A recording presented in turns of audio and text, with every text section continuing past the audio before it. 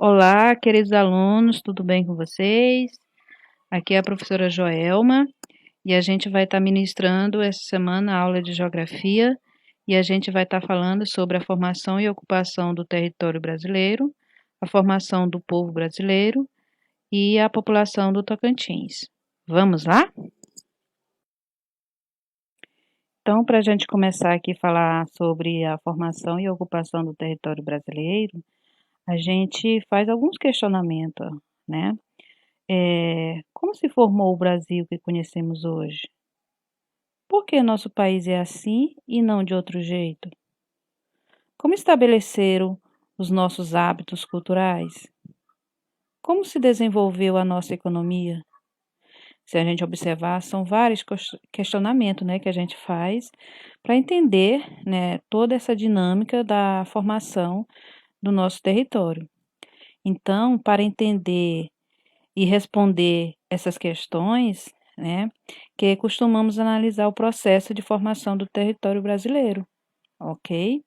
Então, trata-se de compreender como se, ao longo de sua história, nosso país foi estabelecendo, por exemplo, suas atividades econômicas, como se desenvolveram, por exemplo, a infraestrutura, e como consolidou a questão das fronteiras, né? São várias informações que a gente tem que entender. Mas antes de qualquer coisa, devemos sempre lembrar que estamos falando da ocupação portuguesa em nosso território, certo? E ver que quando os portugueses chegaram nas terras brasileiras, aqui já existia uma população. Que população são essas? As nações indígenas, né? Os índios, certo? Que já habitavam o território brasileiro. Em 1500, por exemplo, só para vocês terem ideia, estimava que existia aqui de 1 a 5 milhões de indivíduos, ou seja, é uma quantidade bastante relativa, bastante grande, né? Desses povos indígenas. E a gente observa que houve uma diminuição bastante grande, né? Então, a gente vai observar que, ao longo do tempo, os indígenas foram praticamente exterminados, né? Ou seja, pela escravidão, pelas doenças, né, que foram contraídas pelo contato com os europeus, pelas guerras e pela aculturação. Atualmente, temos 220 povos, totalizando cerca de 800 mil indivíduos, né, existentes no Brasil, comparado, né, lá com aquela quantidade de cerca de 1 a 5 milhões, é uma quantidade bastante reduzida, é bem preocupante, certo? E a gente observa o porquê que aconteceu isso, né? Essa diminuição. Esse mapa aqui, ele vai estar mostrando ah, as áreas do território dos troncos linguísticos que existia, né, no Brasil. Vocês observam que era uma quantidade bastante relativa, bastante grande, e que ao longo dos anos vem diminuindo drasticamente, certo?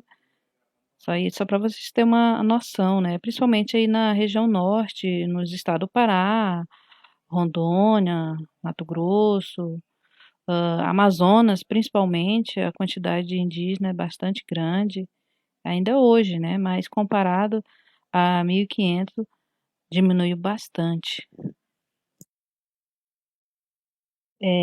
Já nesse mapa aqui, vai mostrar aqui as reservas indígenas atuais, né, que existe hoje. Você pode observar que houve uma diminuição bastante grande. Então, e ele aí vai representar o tamanho do genocídio, né, a qual foram submetidos. Mostra aí a realidade, né, do extermínio que houve das populações indígenas. Mas, mesmo assim, as diversas nações indígenas, mesmo elas sendo reduzidas, elas foram bastante importantes, né, para a ocupação portuguesa. Porque quando os portugueses chegaram aqui, de certa forma, os indígenas ajudaram, né, porque eles já conheciam o lugar, já estava adaptado, e eles acabavam ajudando mesmo, né, inocentemente, os portugueses a se adaptarem ao lugar. Os recursos naturais aqui presentes foram fundamentais para a sobrevivência e o sucesso da colonização. A ocupação portuguesa na América Latina se dá sobre a imposição das atividades econômicas. Essas terras eram vistas como um mero depósito de riqueza pela coroa portuguesa.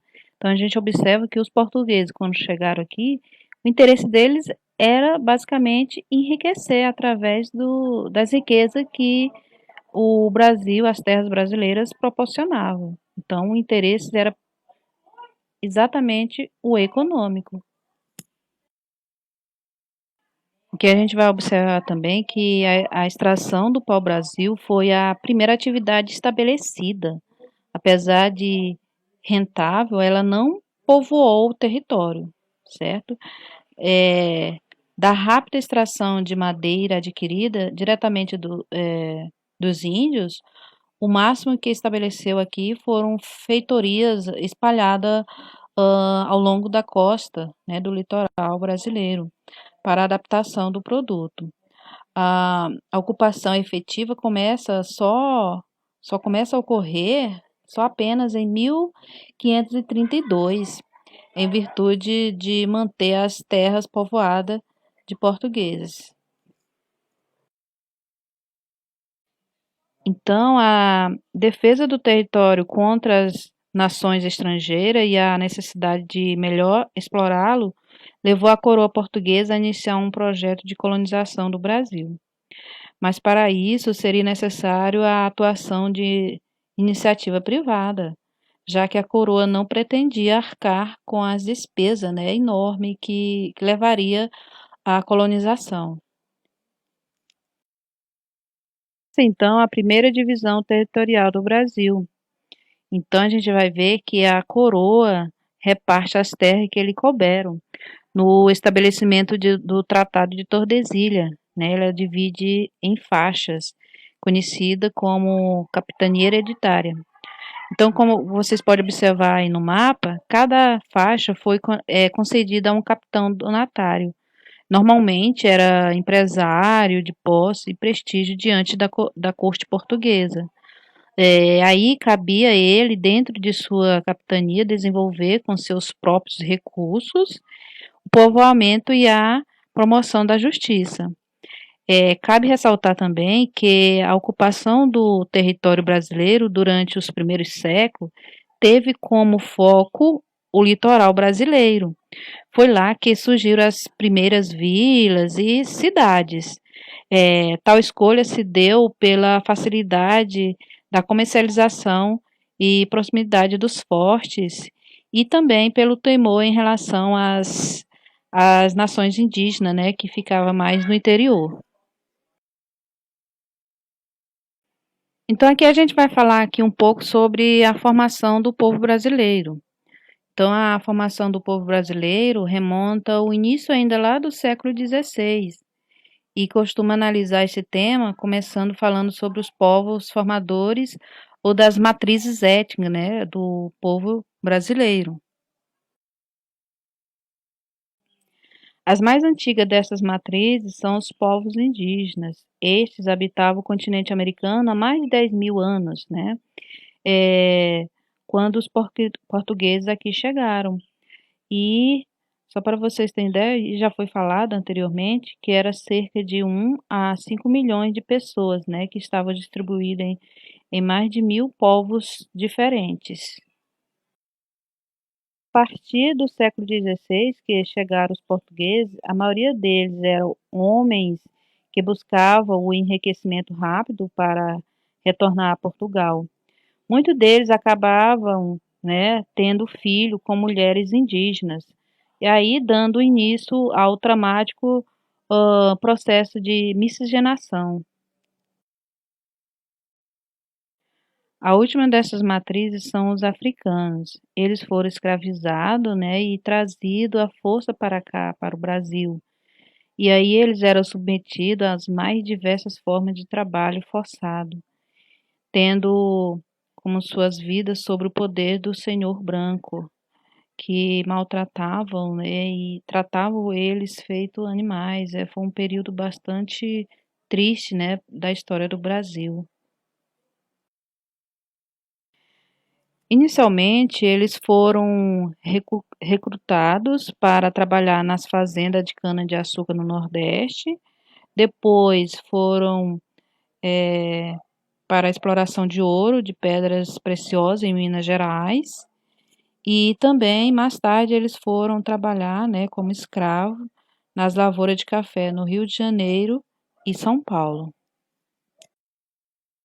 Para vocês terem uma ideia, 5 milhões é a quantidade estimada de africano trazido para o Brasil. Isso no período de 1550 a 1850. Foi um período bastante longo, né? Então era o período chamado da tráfico negreiro. E aí, com o tempo, foram proibidos, né, esse tráfico de negro, né? Olha a forma que eles eram trazidos, forma era feito amontoado, né, em porões de navios. Muitos desses aí já morriam, né, durante a viagem. Então, foi bastante triste, né, esse período da escravidão dos povos africanos. Então, eles eram tratados feito animais, né? A gente observa que hoje nem os animais são tratados dessa forma. E foi bastante cruel esse período da escravidão. Então, aqui a gente vai observar as características da nossa formação segundo o Censo Demográfico de 2010. 47,7% da população se declarou branca. 43,1% declararam-se pardos e 7,6% pretos. 1,1% amarelo, que são os orientais, como japoneses e coreanos, e apenas, e 0,4% se declarou indígena. Então, a população negra no Brasil, ela é representada pela classe dos pretos e pardos, de acordo com dados do IBGE de 2010.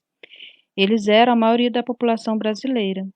Então, sua presença no país está associada às áreas ocupadas no período colonial, concentrando principalmente nas regiões Sudeste e Nordeste. Os negros no Brasil compõem a parcela da população mais atingida pela desigualdade.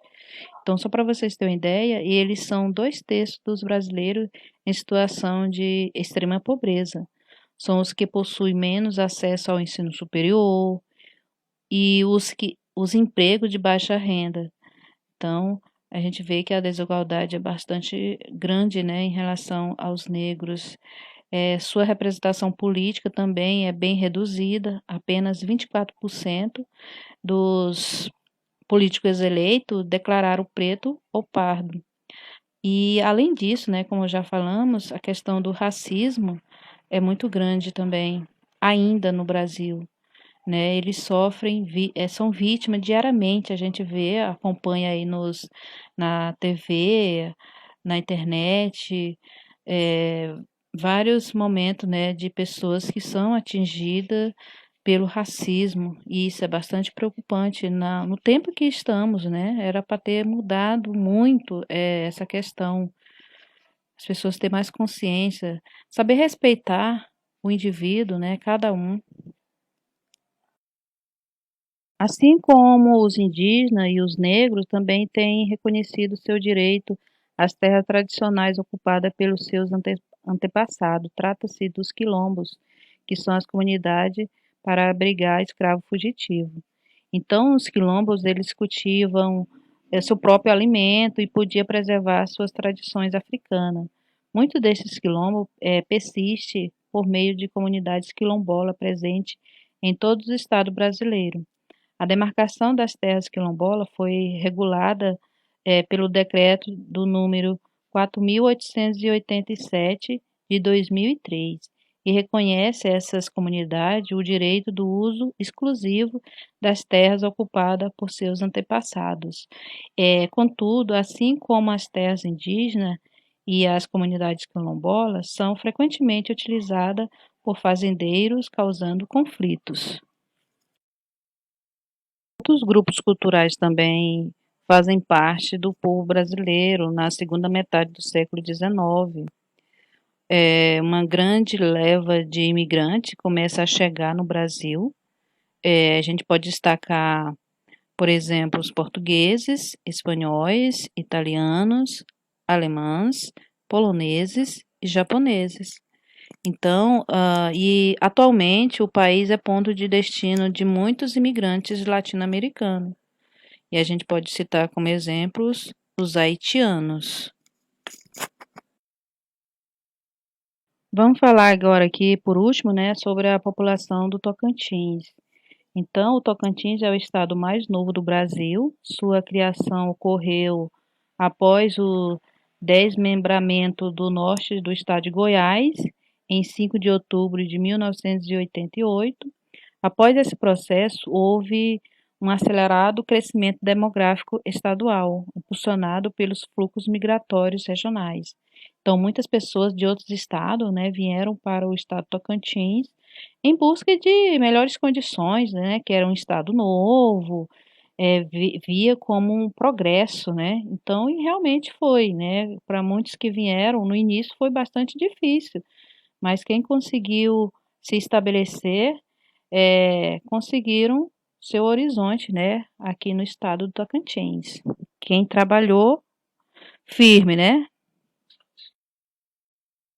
Então, a população tocantinense é composta por imigrantes, né, como já vimos, de várias partes do Brasil, certo? Sei que muitas das famílias de vocês aqui são de várias partes do Brasil, e muitos de vocês já nasceram aqui em Palmas, né? É, o índio também compõe o contingente populacional. A gente pode destacar que são 7 etnias, como Carajá, Xambioá, Javaé, Xavente, Craô Canela, Apinagé, Pancararu. E aí, totalizando aproximadamente 10.000 índios distribuídos em 82 aldeias no Tocantins. E aí, dentro dos aspectos inerentes do estado Tocantins, destaca também as comunidades quilombolas, né, que não pode deixar de fora, que é correspondente de aproximadamente 15, né, comunidades quilombolas, das quais abriga milhares de pessoas. Então, basicamente, em resumo, a gente vê que o estado Tocantins, a composição da população foi basicamente de imigrantes e das populações que aqui já existiam, né, também. Os indígenas, quilombola, e a população que também já residia no Tocantins, que antes era Goiás. Então aqui a gente termina, né, nossa aula, né, desta semana e bons estudos a todos, tá? Um abração.